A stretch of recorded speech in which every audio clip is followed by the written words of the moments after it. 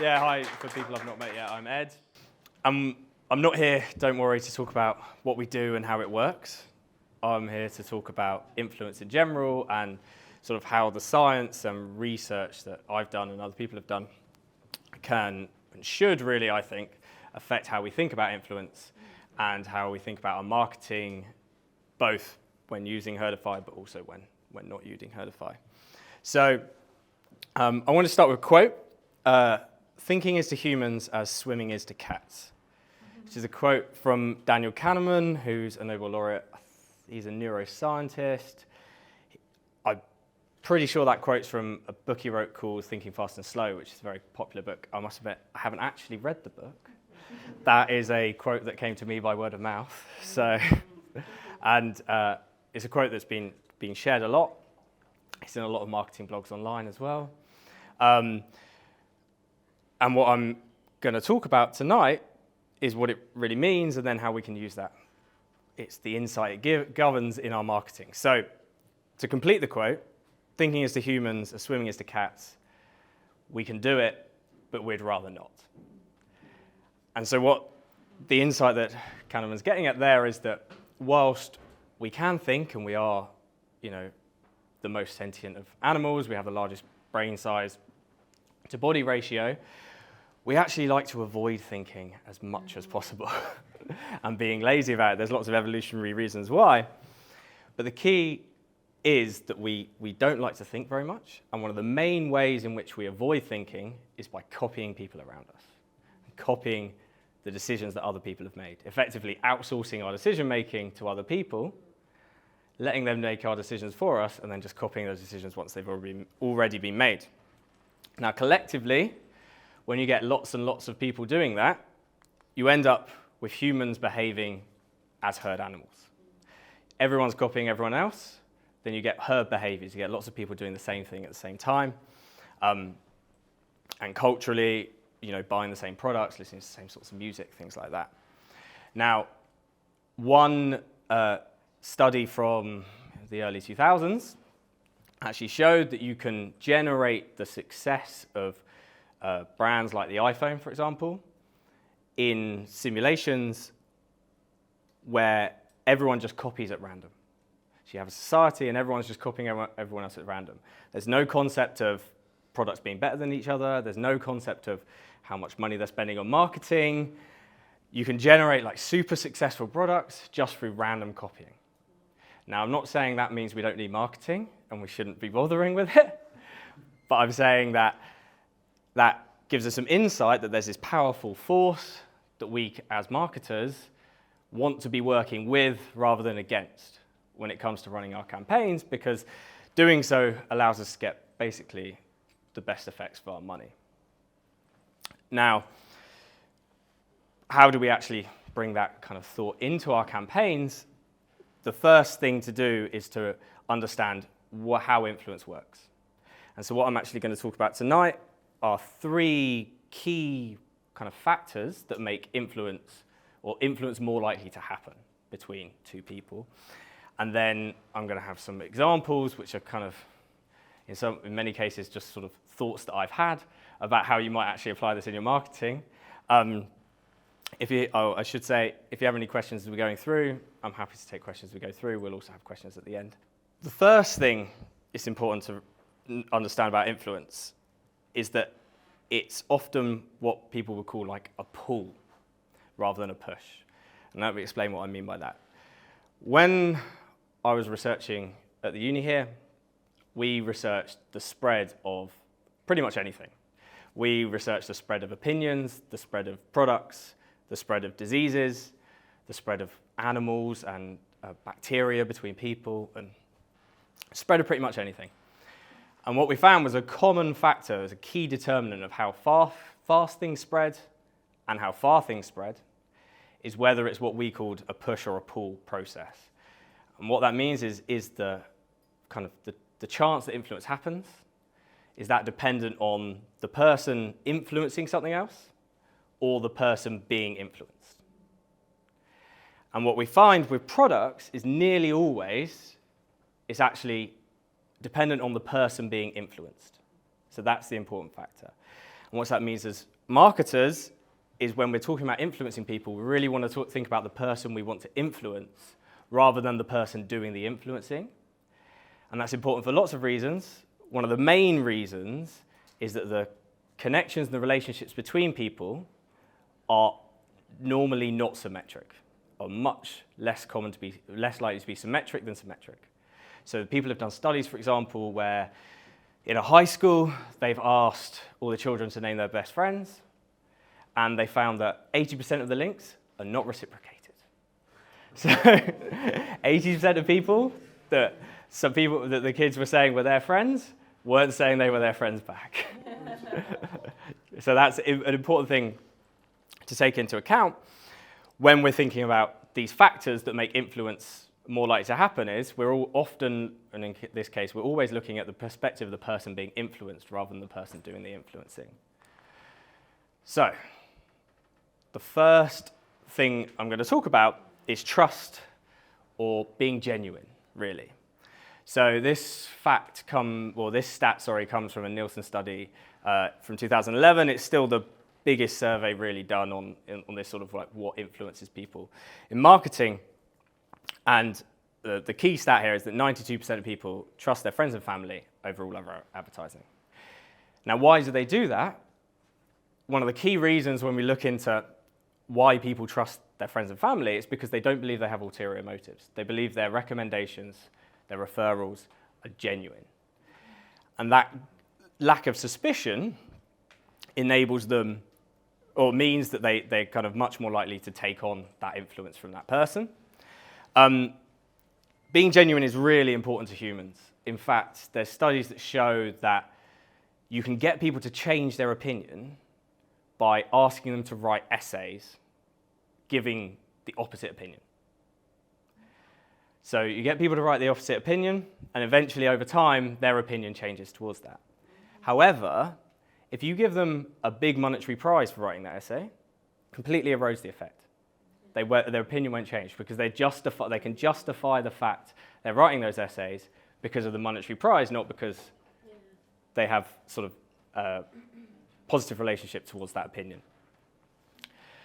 Now, luckily for us as marketers, we hang around people we trust all the time. So if you're trying to get into communities and have influence work through communities, you kind of get a head start because we tend not to hang around with people we don't trust too often.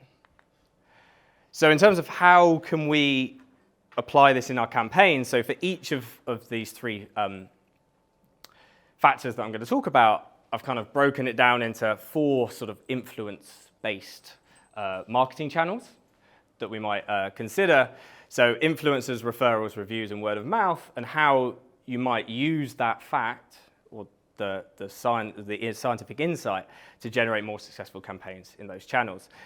So in terms of influencers, this is about having influencers who are genuinely supportive of your product, right? So you work with creators who might already be using your products, or you could also sort of look for longer-term relationships. So using that idea that consistency really builds that sense of being genuine.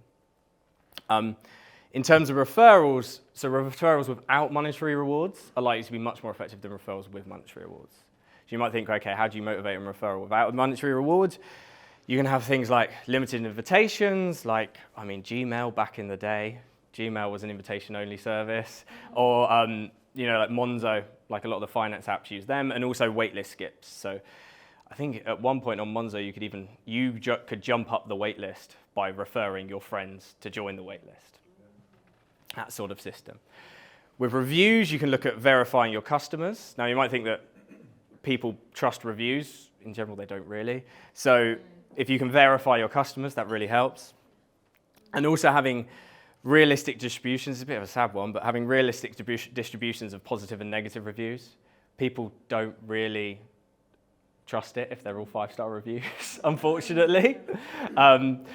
You can get around that by having longer text in the reviews, but if you have lots of 5-star reviews with no text attached to them, people generally don't trust it and don't put much weight on it. And then also using word of mouth. So you can encourage people to gather the opinions of people they know, because those are people they trust. So you can say, ask your family about our product, or ask our family how our product has saved you money, for example. And then they trust that the product does actually save them money because they're getting that opinion not from you and not from your advert, but from someone they trust. So that's about being genuine. Secondly, we often copy and are influenced by people we associate with and we consider similar to us. And what we have here are actually the results of a study I'm going to go into that really kind of investigated this and also came up with some quite surprising results. So in pretty much every hotel you stay in now, when you stay in the hotel, there'll be a card somewhere in the room that says, if you want to save the environment, help us save the environment, put your towels back on the rack instead of in the bath, we won't wash them. Leave them in the bath if you want to wash them. Now, whilst that does save the environment, it also saves the hotels money. And as a result, it's really in their interest to motivate you to not have your towels washed. And as a result, they've done research into how they can motivate people in that way. And firstly, the first kind of results in this space were that just telling people that other people were reusing their towels is more effective than any environmental message. It's just saying 70% of people reuse their towels. If you want to do that as well, leave them on the rack. That's much more effective than any environmental message. But more than that, if you can make that message resonate with that person by including some form of identity in the description that they associate with, you can get them at a higher rate to reuse their towels. So for example, you can, if you know it's like a male only or a female only in the room, you can use 70% of men versus 70% of women, and you get a boost to this effect. Now what's, I think, quite surprising is the most powerful one, which is the one at the end, is when you say 70% of people who stayed in this hotel room reuse their towels. Now that's more powerful than saying 70% of people or visitors from Britain, for example, or 70% of people of your gender, or even kind of 70% of hotel guests. So what this tells us is we associate with people on often quite odd things, and our sense of the herd or the group of people that we belong to is not static, right? In this case, it's the hotel room, but that's unlikely to be the same if you're out buying trainers the next day. You're not thinking about what trainers did the person who stayed in the hotel room wear.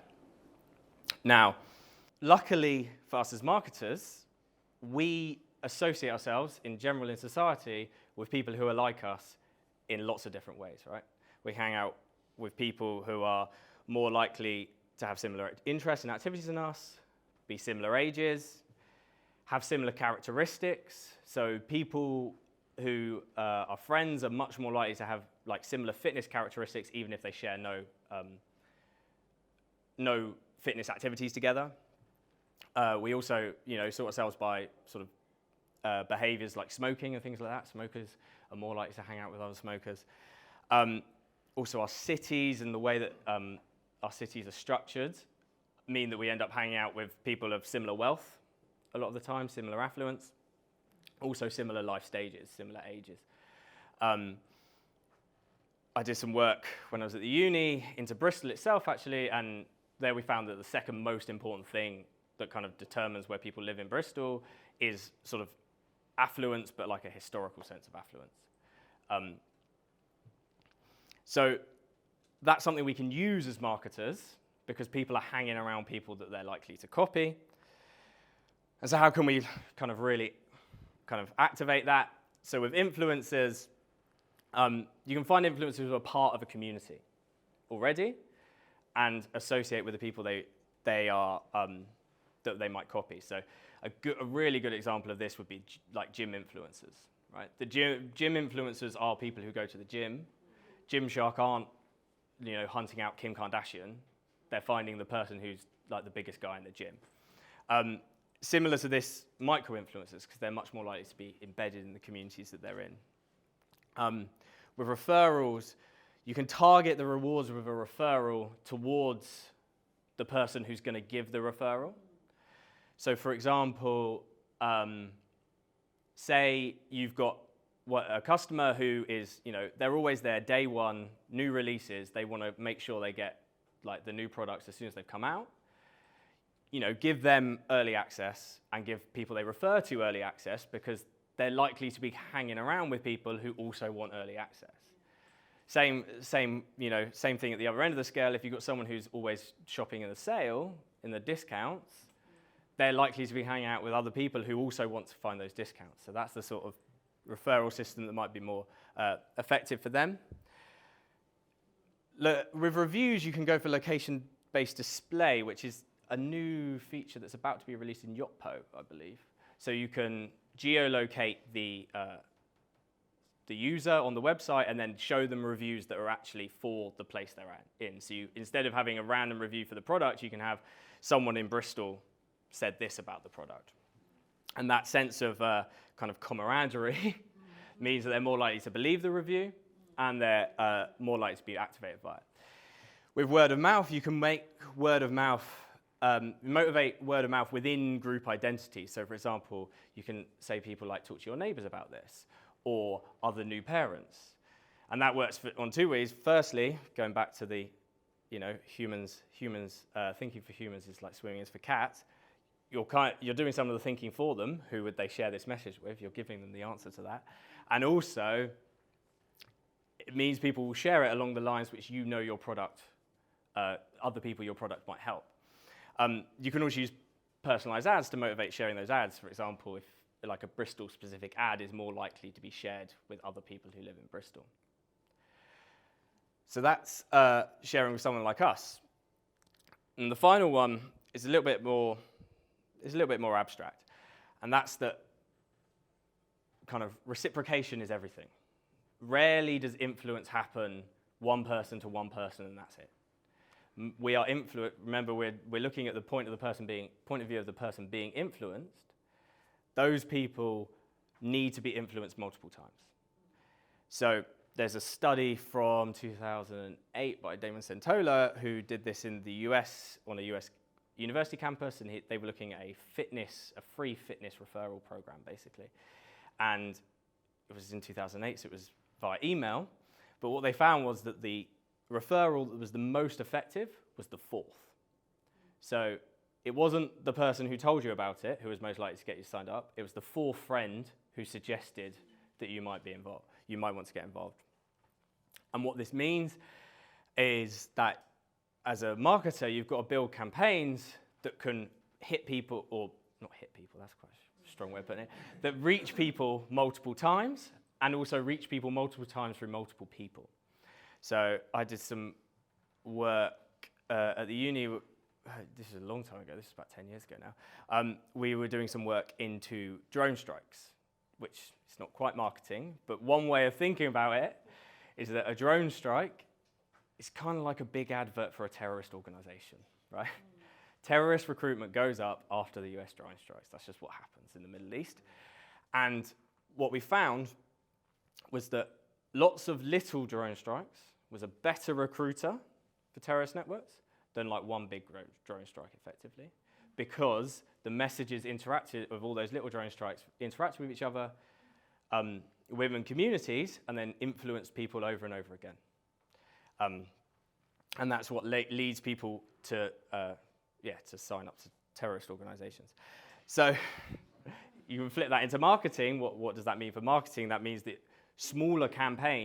multiple smaller campaigns can actually be more effective than one big campaign, because you can get people talking about it, you get all those extra impressions as people are talking about things. And you also influence people at different times. It spreads out the effect. How can we actually use this in our marketing? So with influencers, you can think about using influencers with overlapping communities, because then people are receiving those messages from multiple places. Going back to the kind of size comparison as well, like two influencers with 500,000 followers each, but overlapping audiences is probably a lot more effective than one with 1 million, or even one with 2 million followers. In terms of referrals, you can encourage referral chains. Now, it's also a fact of society that people have lots of mutual friends. That means that if I refer someone to a program and then they're offered a referral code, some of the people that they talk to about their referral are probably the same people that I've already spoken to about the fact that I could have referred them. So you're getting your second influence. If you build that up, you get to your magical fourth influence, and then you can get them to be much more likely to be referred to accept the referral code. In terms of reviews, we can talk about aggregation, but particularly aggregation in terms of numbers rather than aggregation in terms of like averages. So you might say like on Google, for example, you get the average. But as standard, you get the average review score. Now that might tell you sort of something about quality, but it doesn't really motivate anyone to sign up unless they're already in the market for that. Whereas if you say over 1,000 5-star reviews, that suggests that there's lots of people potentially who could influence you to sign up. So I suspect that would be much more effective. I haven't actually done that test. I'd be very happy if someone wanted to try it.